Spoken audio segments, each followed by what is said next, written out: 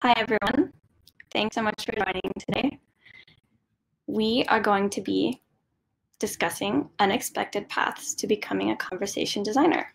And as you know, we have a panel of amazing conversation design experts that will be answering the questions you submitted beforehand. So if you want to introduce yourself in the chat, we'd love to hear where you're from, what you like to do, if you are a designer, if you're trying to get into the field, anything you want to share, that would be great. And I will introduce our wonderful panelists. So Ben created audio for Hollywood movies, Cannes award-winning commercials, video games, and TV. He led an audio team producing localized voices for Fortune 100 companies, such as Microsoft. Now Ben is a freelance conversation designer and audio specialist. Ben creates engaging personas and conversational flows and enhances the experience with immersive sound design. Thanks so much, Ben, for joining us today. All right, and we have Ilana. Ilana Mir is a conversation designer in augmented reality and virtual reality at Facebook. She has spoken extensively on the application of conversation design principles and is a proud mentor for women in voice. For her contributions to the voice design field and community, Speech Technology magazine named her a speech technology luminary. Thanks so much for being here, Ilana. Thanks for having me. And yeah, Aisha, you are next. So Aisha got her start in the AI assistant world in 2017 when she built Alexa skills as an intern at General Electric. She's currently a senior conversation UX designer at Quicken Loans, where she works on mortgage-related chatbots. She's also on the social media strategy team for Women in Voice, a global organization that aims to empower women and minority genders in voice technology. In addition, Aisha is pursuing her master's at the University of Michigan, Dearborn, in human-centered design and engineering. Thanks so much for joining us, Aisha. All right, and Maggie, you are up next. So Maggie came to live on this planet as an extreme language enthusiast, studied languages and anthropology. She made a living by writing songs for language learners and teaching people how to converse with each other as a conversation trainer. Then she started to build voice assistants to train people conversational patterns in a foreign language. Lots of fun, she mentions. Then Maggie worked at a startup/agency designing a software for conversation designers and built many sexy and less sexy bots. Then she took some time off to go to scriptwriters school to learn about character development and dialogue crafting and landed at Vodafone. Thanks for joining us, Maggie. All right, and Matt. Matt is a conversation designer in the conversational experience team at Lowe's Home Improvement. He works as a part of a scrappy internal team to help create smooth, memorable experiences for SMS, chat, and IVR channels. Prior to transitioning to conversation design, he spent nearly 10 years as an advertising creative. During that time, he wrote and concepted for clients ranging from tech giants to household snack brands.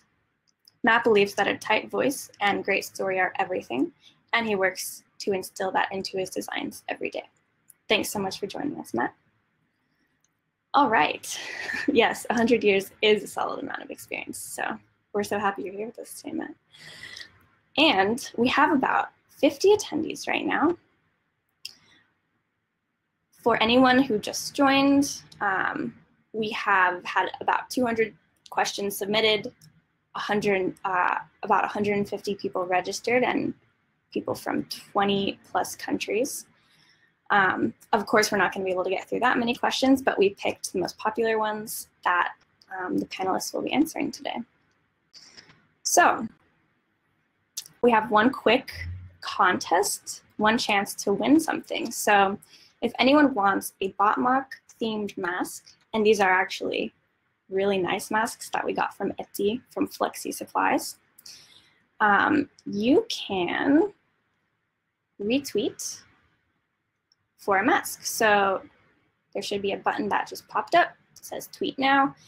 And all you have to do is click that button, click retweet with comment, and then pick any emoji at random, like this. And then the Botmock team has already chosen an emoji randomly. So if your retweets emoji matches the one that they chose, you will win a mask and we will send it to you. We'll tweet who the winners are at the end of the AMA. All right, so just so everyone knows, the session is being recorded. We have about 52 attendees right now, so thank you all so much for joining. We will email the recording to you. And as you go, feel free to ask questions or add comments into the chat. We do have a lineup of questions, but if somebody asks something that is relevant or can be added onto a question that we're talking about, I will try to fit that in. All right, and so without further ado, let's get started with the questions. So Aisha, you're first. What do you love most about conversation design compared to what you used to do in previous roles or industries? That's such a great question. So prior to being a conversational designer, I was a software engineer, a UX designer, and then a UX researcher. And I really enjoyed all of the roles that I did prior to conversation design. But I think what I love most about the role that I'm currently in is that it's really in its infancy. And that's really exciting for me because there's so many opportunities for growth and also just defining the exciting to be doing that. Aisha's point about being in infancy, that is absolutely something that's incredibly exciting. Anytime that you just talk to a friend or family member about what you're doing and explain what conversation design is, it's you can just see their eyes light up because quite honestly, most of them, if any of them had, or most of them had never heard of it before, right? So it's completely new. Another thing, personally for me, conversation design satisfies both my left and right brain. You know, coming from a background in copywriting, that was all about being creative, right? Like all about utilizing the right side of the brain and just coming up with things that nobody had ever seen, heard before. But here doing conversation design, whenever you're building out a flow and you create that beautiful symmetrical flow, if it needs to be, it just satisfies the left side and my prevailing OCD so much. So for me personally, the ability is really great. Should I take an unpaid job for experience? Yeah, so this question it comes up so often for freelancers, and I think I would break it down into 3 parts. The first part being, why is there no money available? It's really important. If the team is being paid, but they just don't have money for the conversation designer, then that means that in that team, you're probably not going to be very well respected. So that could be a problem. Are they good at what they do? Is it a team that's actually going to finish what they're doing? You know, so then you'll actually have something worth putting on your portfolio. These things you have to research, and the problem is that researching it takes time, and when you're being unpaid, that's quite a bitter experience to research something not knowing if it's going to be worth your while, even because you're not going to be paid for it. And then the other thing I would say is that money is just one way of being paid. They might be able to give you software, they might be able to give you training or freebies or send you to conferences, and all of these things aren't money in your pocket, but they're very useful, so they're worth considering. So, you know, you have to research it, you have to consider if there are other ways of getting benefits from the deal, and then the third thing is really it's up to you, you know. Like so many freelancers I know get offered these kinds of jobs that are unpaid, and sometimes it is really worth it because it's great experience, but it all depends on the situation. You know, that's not something that anyone can advise on. It really depends on what you're being offered. Great points, Ben. Maggie, do you want to go next? Thanks for your answer. And the parts about being respected. If there's no money, then probably you will have trouble to get respected in that role. I like that very much. I would never take an unpaid job for experience, but rather start my own projects and then build a portfolio and show that I'm experienced. Because unpaid job, it's like I have nothing to offer, but I do have something to offer, and so do you, yeah? Whatever that may be. Yeah, I just wouldn't, and I don't recommend doing this unless it's something mutual, that you get out some value back out of it, or you want to work with that people and it's so valuable to you that you do it, you know, on the same level, because there must be some value exchange. Either, as Ben said, you learn something, or there is some, I don't know, some other thing that you get out of it. Yeah, because life is precious. You should not just, you know, work for free, because then you have no time to do other things. Thanks. Over to Ilana. I agree with what they both said. I'd be very clear about what you're getting out of the experience and have that be upfront. So if you're going into a situation where they don't have a clear idea, you're just going to be an unpaid intern, you're going to help out, I would look for places where you have a very clear scope of this is the project that you're going to deliver. But then you have to think, as Ben said, why aren't they paying you? So internships as unpaid labor are becoming taboo in the US, because often interns do work that other people should be paid for. So what is the learning component for you? And I just be really like keep your ears open to what's actually going on there. The other thing is the financial side, and that's something that people don't really talk about, but that's what I hear in this unpaid part. Is it worth the financial risk? And that is something that's very personal. You have to consider not only how are you going to support yourself in that time, but also what is the opportunity cost. And so do you need to take a full-time internship that's going to take your 9 to 5? Or is there a way that you could keep your 9 to 5 and then take on a side project unpaid? That way you're supporting yourself, providing yourself with that stability, and also getting the experience to transition into the field. All right, thank you, Ilana. And Matt, do you want to wrap this one up? Yeah, I'm what all has been said so far. One thing in particular I wanted to piggyback off, which Ilana mentioned, was making sure that there's a very clear scope outlined for you. You know, and I'm coming from it from the perspective of assuming that we're talking about an internship essentially. If it is an internship, not only do you have a clear scope of what's being outlined, but who are you going to shadow? Who is going to be that mentor within the company that's going to take you on and sees you as an intern who understands you're not being paid for this, but also has your well-being in a sense of wanting you to get the most out of it that you can. I've heard of, seen, and honestly been a part of in the past an internship where I didn't get nearly enough out of it because there wasn't a clear scope. There wasn't at first a person to latch on to, if you will, to shadow and really gain some mentorship from. So I don't want to speak too long, but I completely agree with what everybody said, but making sure that if it is an internship that you have a very clear scope and knowing who you can rely on to help pave the path during your time there, all important. Great, thank you, Matt. Okay, next question.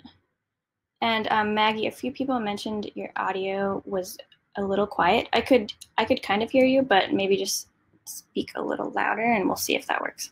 That's now. Yeah, that's a bit better. Thanks. All right, Aisha, biggest difference in your workday as a conversation designer from previous non-conversation design roles?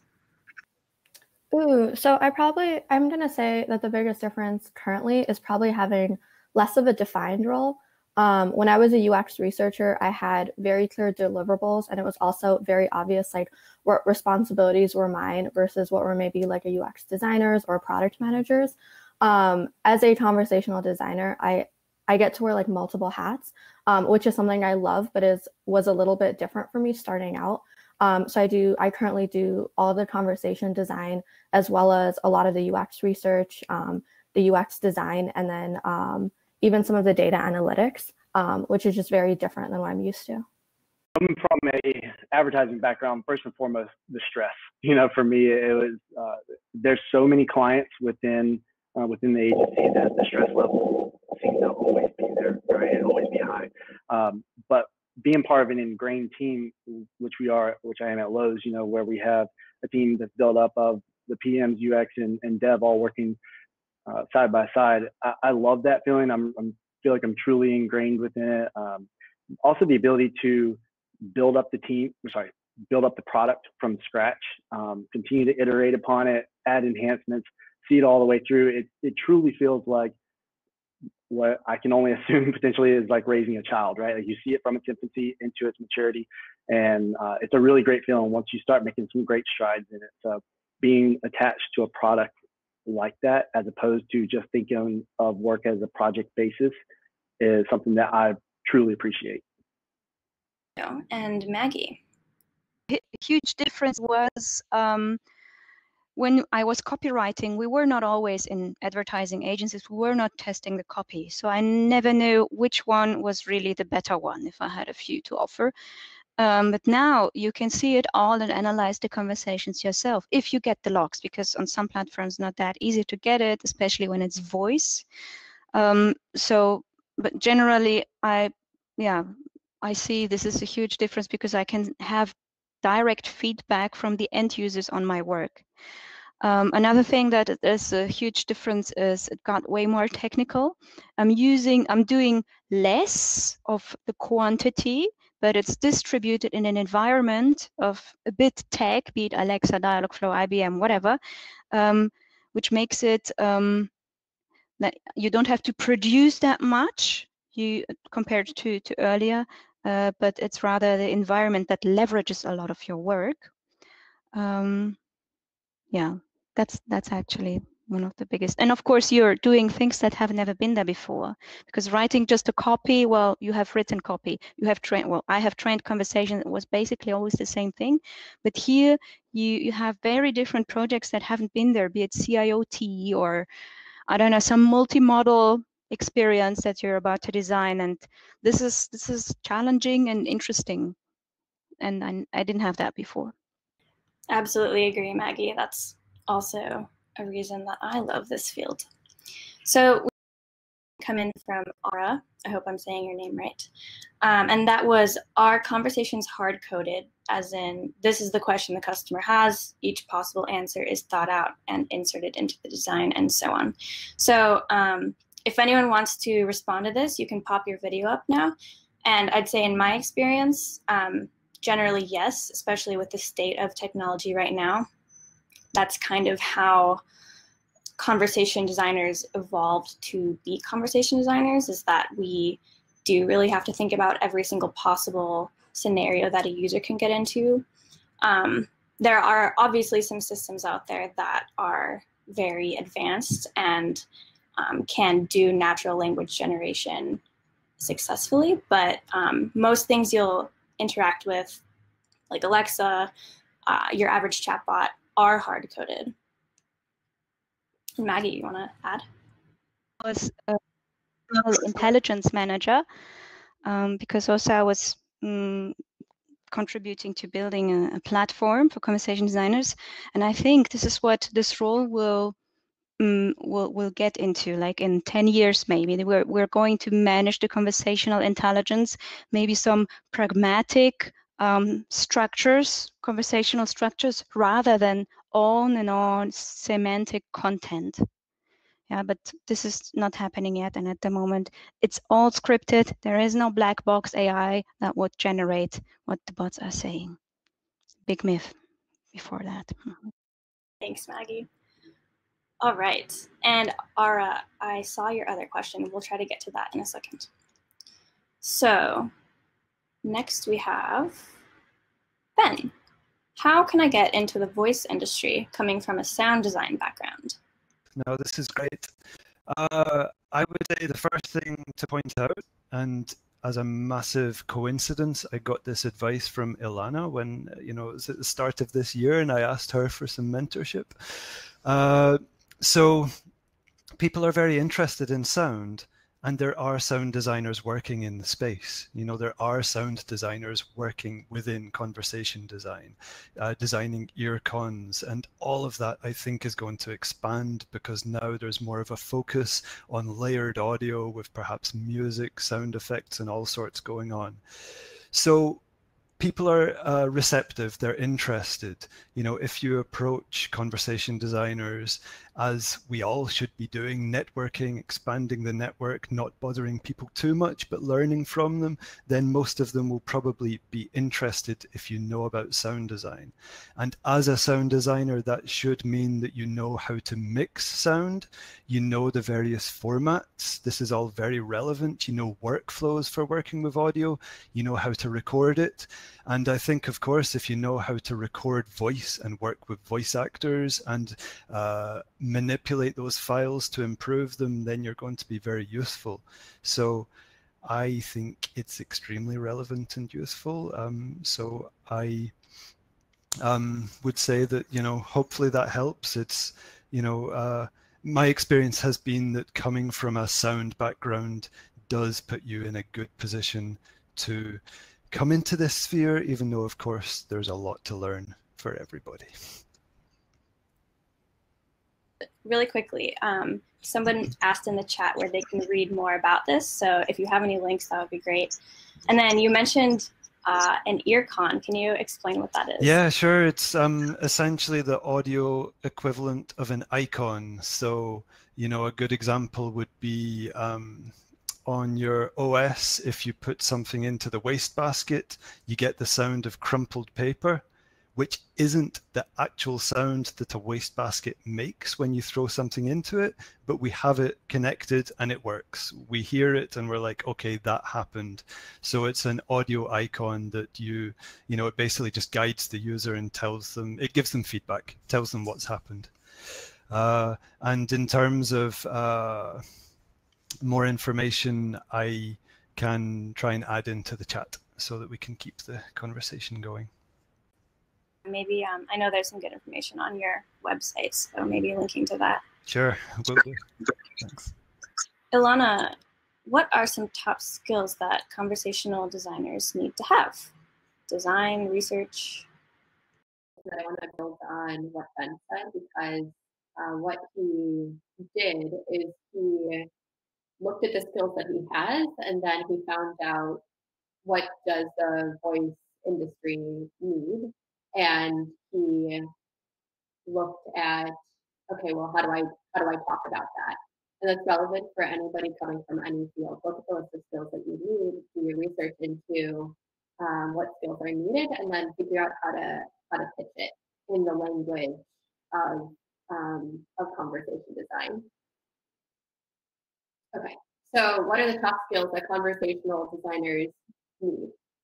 I think this is a great question, because before transitioning over, you should know if you're built for this thing.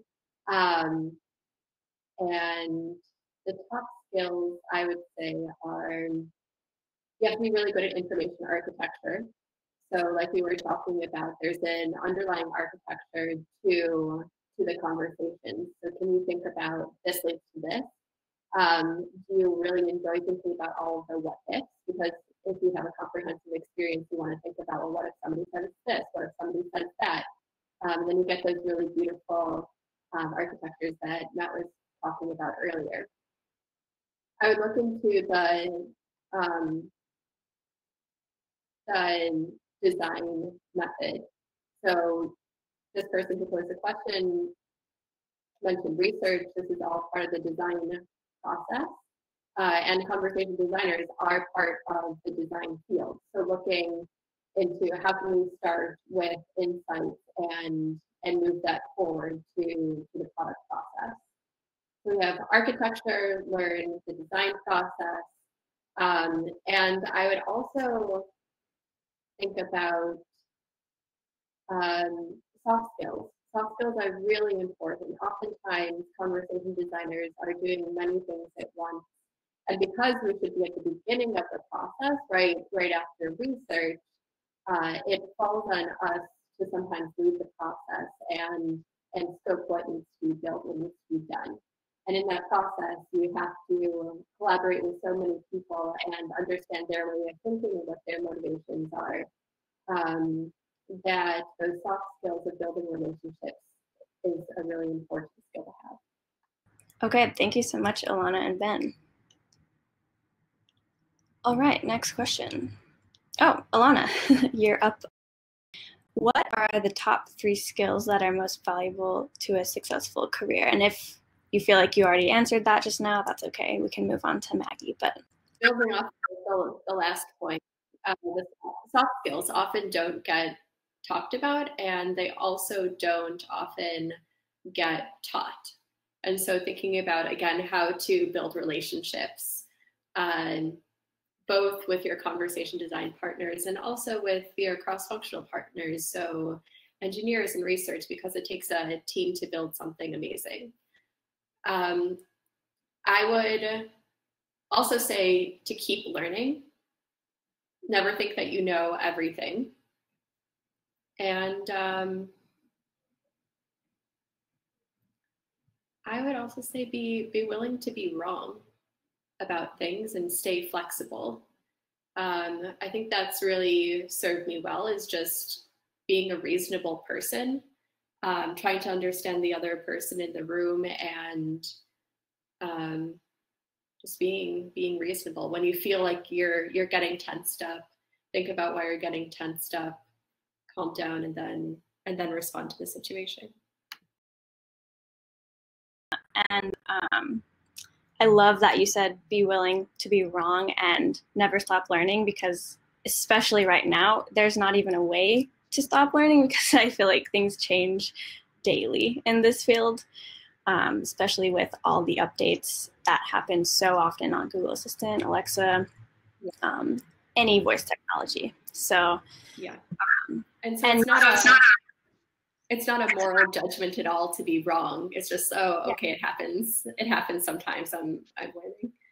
Exactly. And when you're wrong, you learn something new about this field that no one knew before. Like, I remember I was trying to submit a skill once to the Alexa Skills Store, and they rejected it on the grounds that I had asked a question and then kept on saying something. And they said, the person's going to get confused and think that they need to answer preemptively and like too early. But when you listen to it, because we were using a voice actress, it was a rhetorical question. So her intonation was such that no one would think to answer that because of the way it was phrased. So I love that personal experience, and just remembering that there is no place to be dogmatic yet in this field. I think you hit on such an important point, which is building intuition. And you're going to be wrong when you build intuition, but that's part of building to be right later down the line. Yeah, exactly. All right, Maggie, you're up. Yeah, I was amazed and surprised this week again. I heard now from you, or I heard for a few times in this week, that people don't get skills through Alexa because they have questions and they want to have the conversation going on irrelevant of the person's response, or not even responding because it's a rhetorical question. This is a case where you have to speak up for the user. Very often in teams also, you need to defend that perspective. You have to, the user's not at the table, but this is for whom you're designing it. So very often with developers, you have to, defend that perspective and show that you have reasons why certain designs, you think certain designs would be better. You need to give your empathy, or your ability to have empathy with the user, express that somehow, because that's an asset. Another thing you need to have is being able to express yourself, writing, having 10 synonyms at hand, just like that, 10 different ways to say a thing. That should come just like that. Although some machines are supporting us already, like Alexa conversations. Now you need to know also how humans behave. If you haven't spent a lot of time on your way until here, with humans, then you might not be that familiar with it. However, if you have been working with customers directly, that's an asset. Yeah. This is also why I say that developers, very often, they have spent a lot of time with computers. They don't know how to interact with humans, plus they're not the most eloquent people. So for me, that was Bixby. Sorry. So for me, a developer becoming a conversation designer is actually quite unexpected, because have they ever been, like that talkative? That's just my humble opinion. Over to Matt. Yeah, it's funny. I feel like this is maybe the second or third thing that I have been synced up like crazy with Alana on. But she was speaking earlier to the soft skills, and actually two of the three things that she said are two of the three things that I want to hit on as well. And this isn't just for conversation design. I want to say that this pertains to every single potential career that you could have out there, whether it's conversation design or something completely different field. Your persistent ability to be a sponge. That is basically what Alana was talking about with never stop learning, right? And always be just curious, a constant bit of curiosity, and that adds to your sponge-like approach to work and life and just everything. I think that in particular, when talking about conversation design, don't just focus all your energy on what's the UX side of things, but also if you have 30 minutes, an hour, a couple hours, go and sit with a developer. Just learn. Just try to understand at a high level what they're doing and the decisions they're making. Same thing with product managers. Understand the roadblocks that they face, the obstacles that they have to overcome, or the pressure that they're under, and that helps you understand the path to success for the entire team. So that all falls under being a persistent sponge. Second thing she talked about is the ability to be wrong, or as I'm going to phrase it, having a sense of humility in you. You're, as much as we want to believe that we know the right path or know everything, there's always going to be a point where somebody shows you something you didn't think about or proves you wrong. And, while it's, have that humility about you to say, oh yeah, you're absolutely right. This is going to make it better. And that friction that may potentially come up within a team always makes the work better. The third thing that I thought about, it's less of a skill, but rather I think an important task is to take it as self-evaluation of your happiness in whatever you're doing, right? And I know too many people that will go down a path of staying in a particular role just because it's what they're good at, but maybe they're not happy with it. So every 6 months at least, make sure that what you're doing, you feel valued and happy within the company, within the team, and within yourself of what you're doing. So those are my three. Really great job answering. Ilana and Matt especially, I agree with everything both of you said. Just adding onto the part about collaborating, I also think it's super important to be able to ask for help. This is something that I personally struggle with, but just knowing when someone might know a little bit more than you and being able to, go to them and ask for advice or help is definitely a skill that I'm working on and has helped me in my career tremendously. All right, and Maggie, if someone is a chatbot conversation designer, not a builder, where can they find building partners? I always found that there are already people that you can work very well with in the team that are maybe a bit more technical minded. I would say on the job or in meetups, on an MAA like here, and in the voice lunch with Carol and Michał. You'll find that on LinkedIn. Yeah, I think it's easier still at the moment to find someone who is more technical than the other way around, someone who's more like into writing and stuff. I'm sorry, Bixby's so annoying. I'm done. Don't know how to turn her off. Yeah, so I'm going to actually take this from the approach of potentially students, because I know that there are a decent number of students on this. I will say this and try to keep it short.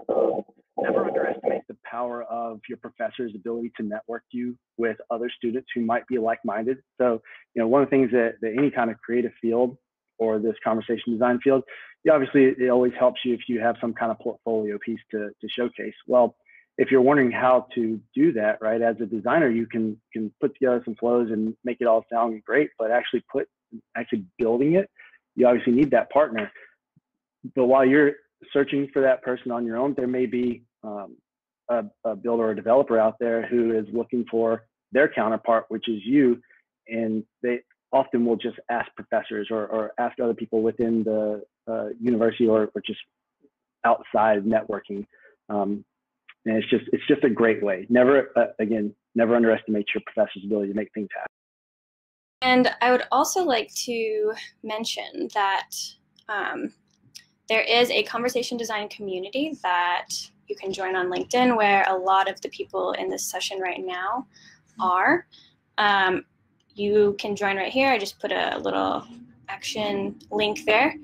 And then also, Botmock really focused on putting on events for just designers, not necessarily developers, because there's not a ton of stuff really geared towards just designers, right? So we partnered with Voice Devs in August. I'm putting the link in the chat right now to do a design-a-thon where you don't have to code anything or even deploy it onto a voice assistant platform. We just wanted to look at your designs. And so we'll be doing more of those in the future. And you can look out for announcements on more. Unfortunately, this design-a-thon is already over because it's the end of August, but we'll be doing more in the future. And you can follow Voice Devs. They're also a great community. I think their link is voicedevs.io. Awesome. So, Matt, do you want to start us on how valued is a successful copywriting, digital and traditional, background for getting hired?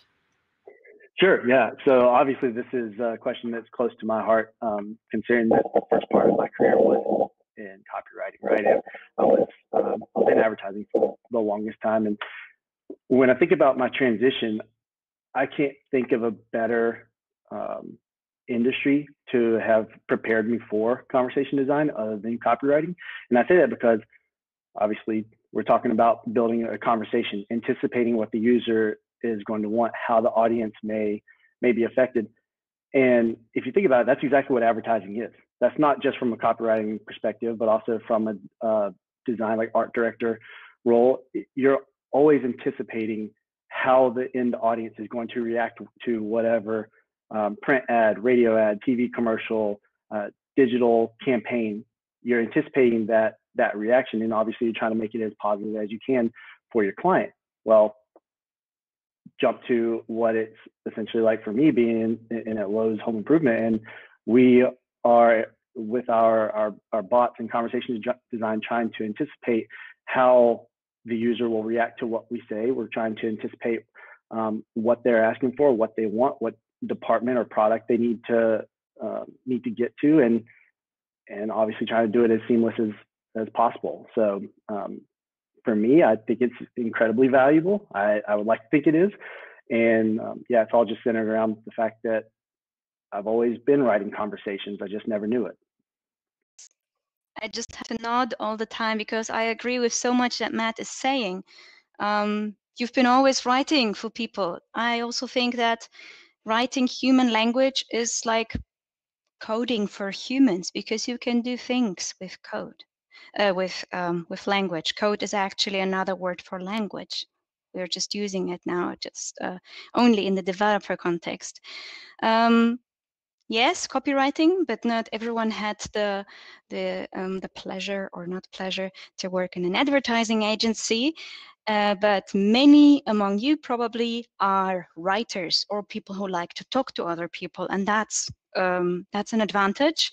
What I find important, if you don't have a portfolio as a copywriter or UX writer is also very appreciated. But if you don't have that, it's important to be able to write simple. If you write from a scientific point of view, no one will understand.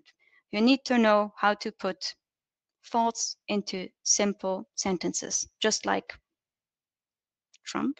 Sorry, no, but like this works, yeah. Thanks, Maggie. Aisha, you want to go next? a few people on this panel, I don't come from a copywriting background. I actually didn't know that copywriting was like a field until I became a conversation designer. And I will say my first few months on the job, that was like the biggest gap in my knowledge that I felt like I had to get better at, was just being able to write concisely, write to be able to build trust and communicate effectively. I will say that if you're an aspiring conversation designer or you're just getting started as a conversation designer, copywriting is one of those things that is so important and that is often like super overlooked, and is definitely a place where I had to spend an extra amount of time just getting better at. I had a similar experience to you, Aisha. I didn't even know that copywriting was a field until I became a conversation. You're right, and that it really is an art to be able to write clear, concise copy that, especially with voice. I mean, there's a whole other layer of necessity for writing like very sharp, clear.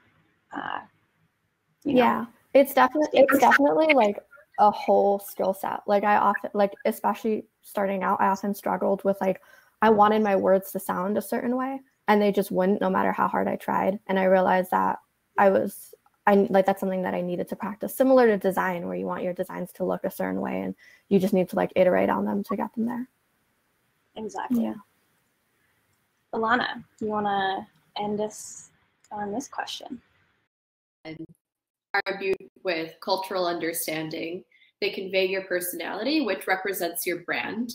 And it also, the correct words usher users along. So what Brielle was talking about this question that she asked, the specific wording of questions that you ask are going to encourage different responses from people back. And so you have to pick your words very carefully. A question that I get really often is, can I still be a conversation designer working in an English speaking market if my first language isn't English? And I'll say that while words are very important, such a big part of the job is the information architecture, that there is room for people who speak English as a second language in an English speaking market. And what's important is that cultural understanding. If your English isn't perfect, then you can just have a coworker proofread something.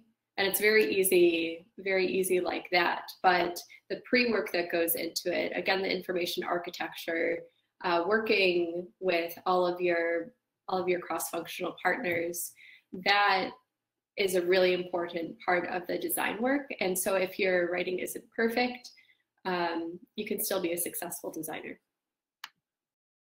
Alana, thank you. Okay. Ben, what is your advice for making a career switch into VUI design? Off the start of the message. I like lists, so I'll give you a list of 4. I think the first thing is just to learn as much as you can. You know, follow VUX World, follow voicebot.ai, read Kathy Pearl's book. You know, just get a very broad idea of the scene. Follow these people, follow Kane Sims, you know, follow all their channels. Also, Coco Hub, they're doing a lot of stuff. As our Botmock, you know, join these discussions. Then, you know, when you've got a fairly good grounding, when you understand the basic concepts and be aware that conversation design is rapidly developing, so I think not many people feel they have a good grounding, but just be aware of the main concepts. If you're following people and you don't know what they're talking about, find out what they're talking about, and then start to connect with people very nicely. You know, don't bother anybody, don't like waste their time, because that is a very annoying thing. But I've found that most people working in this space are very friendly, they're happy to share, they're interested, but of course many are busy. So if you start connecting on, you know, LinkedIn or Twitter, just, you know, get a good feel for the space. And I would say at that point, you want to start building, you want to start making things that you can show. And I'm not aware of any fast track. In my case, it's been about 2 years of research and, you know, reading everything I can and learning everything I can, speaking to people like Ilana and Maggie and Brielle. And it's not actually that big a community, so don't be a dick. I hope that helps. I'd like to add that, as you say, Ben, it's not a huge community, so you really can connect with so many people and learn from so many of the experts. And it's not like this expansive network of people yet. But obviously, a lot of these people are extremely busy. So as Ben said, it's really helpful when somebody asks me for resources that I can link them to, because a lot of these experts really are creating Medium articles all the time and creating webinars like this that we can link you to that actually have even more information than I could even give you, because there are 4 experts on this panel. So that's a really good, that's a tip that I have that may help when you are connecting with people and wanting to learn from them. Be prepared with some very, very specific questions. My advice for making a career switch is exactly what Ben said: learn a ton. And then I would say step back and say, do I want to be a GUI designer? Am I built for being a GUI designer? There's a philosopher called Epictetus who said that before you run a marathon, you have to look at your legs and say, okay, am I built for this thing? Am I willing to spend time away from my family? Am I willing to limit my diet in order to run this marathon? And I think it's the same for choosing to make such a big life change like switching careers. You have to see, are you a person who likes doing architecture? Do you get into the specifics of language? Do you feel like you're a collaborative person? And think about, okay, knowing all this information, is this a good field for me to be specifically a designer? That said, there's plenty of room for other disciplines around the conversation design space. And so I also recommend for people trying to get into this space to use the skills that you already have, build on the strengths that you have, and you can work in an allied field. So for example, if you are coming from advertising, could you write content on a team that works for GUI designers? Or if you're an account manager, could you become a project manager for a voice design team? So you don't have to do like a complete 180 to switch in. You can build on your strengths and contribute in that way after you've decided what's the best way for you to contribute. Yeah, and as you said, it takes a whole team to create something amazing. So if your background is in research, we obviously need UX researchers to be helping us out with the conversation design.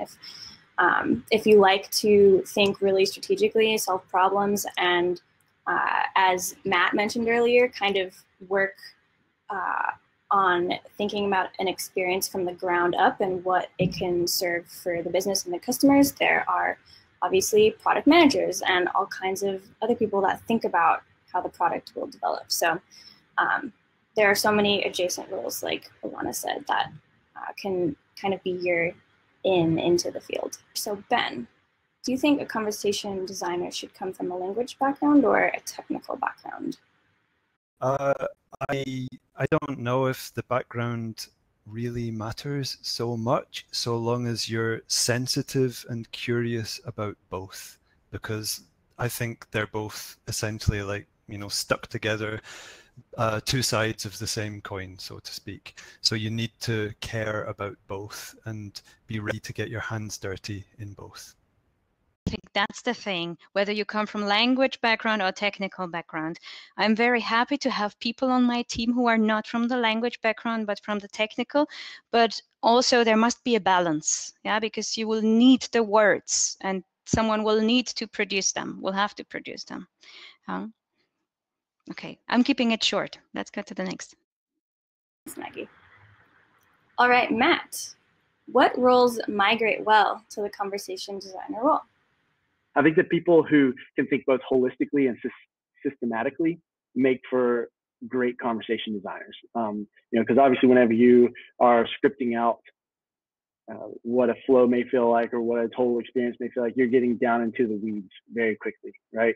But having that ability to pull back from it and look at the system as a whole, look at your the entirety of your scripts and the entire essential bot that you just made, does it make sense? Is it easy to navigate? And that starts getting all the way up to information architecture level, right? So having that ability to think, really big and really small, I think that translates well, very well. Very good stuff. I would say if you have been in a tutoring position or a teacher or working as a customer service agent in some kind of form, or if you by profession had to learn how to switch your perspective and put yourself into other people's shoes professionally, then that's a good way to migrate, and I think a very often overlooked way, because yeah, conversation designer needs to have empathy, and I think also empathy is the key to have this holistic view. What are the first steps to becoming a conversational designer? First obvious thing to do is to go build something, whether that's a conversation using a tool like Botmock, or just like, flow charting a conversation to see how it looks. That's a really important step that should be on your portfolio. I know that when I first started out in a designer role, one of the biggest things that I had to do was put together a portfolio. So I would say that's definitely the first step. I'd also say like attending webinars like these to learn from people, potentially also like linking up with people via LinkedIn who have job roles that you are interested in, and hearing more about like what they do, what's important to them, is definitely a good idea, because that will help you kind of develop the skills that you need. Thanks, Aisha. On that note, I like linking up with people on LinkedIn is really what helped me, linguistic student, figure out what all these roles even are. I had no clue what it meant to be a computational linguist, or I mean, honestly, I had never heard of a conversation designer when I graduated, so that wasn't even like on the table. But finding people in companies that worked on languagey products is kind of what I went for, and through that, that's really how I started learning more about like what roles even exist out there. Yeah, when I actually started in the conversation design field, I didn't know conversation design was like even a title either. And one of the first things I did was like, go on LinkedIn and look up all the people who had similar roles to the role I have. And I made it a point to reach out and meet with one of those people like via Zoom for like 30 minutes a week, and just like learn more from them and ask, come prepared, ask questions. I'm a couple years into the conversation design role now, and I still do that, whether it's talking to new conversation designers or talking to people with more experience. It's just such a great way and such an organic way to learn. Ben, do you want to take this one? I think we have a couple minutes left. What makes a voice user interface or conversation design portfolio stand out? You have to think of it on two levels, because firstly, any recruiter, as with everybody, they have no time. So on the high level, you need to make it clear where everything is. If you're showing a flow example or whatever's in your portfolio, make sure that, it's idiot proof. Anybody can find what they need quickly. And then give them the possibility to go low level and go deeper into whatever they're interested in and find out more, find out what you were thinking. It's not all about the end result. It's about the thoughts you had that got you to the end result. I think that's the most important thing. So you have to describe it.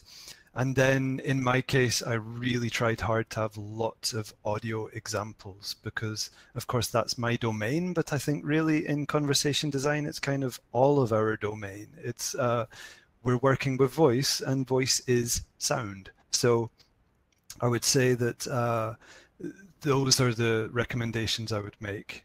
Think high level, then go deeper on low level, and then if you can, put in lots of audio examples.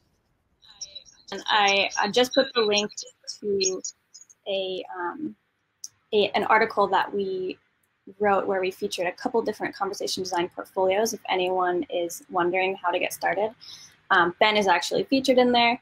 And I remember one of the things that really stood out to me about your portfolio, Ben, is where you have a little note that says, please listen to the audio samples because you can't really experience what I've got here unless you do. So that really, I think, demonstrates to a recruiter or a hiring manager or everyone around you that you know what you're talking about because you fully understand that the experience, a voice experience, is completely different than something you consume visually.